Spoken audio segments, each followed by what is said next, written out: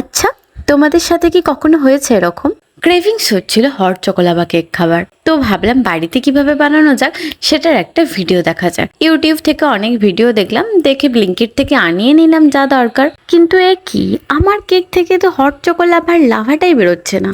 এইভাবে এই কেক তো খাওয়া যায় না, আমার দ্বারাই মনে হয় আর হট চকোলাভা কেক বানানো হলোই না। তো অগত্যা আনিয়ে নিলাম ডমিনোজ থেকে হট চকোলাভা কেক আর তার সাথে পিৎজা। এই স্টেয়ার কাম চেয়ারটা কালার করা হবে তাই আমি কিচেনের মধ্যে ঢুকিয়ে রেখেছিলাম।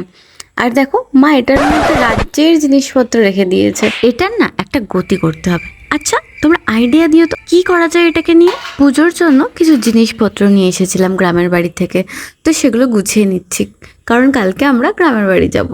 আর এদিকে আমার মায়ের কাণ্ড দেখো, পোলাও বানিয়েছে, পোলাওয়ের সাথে আলু ভাতে খাবে।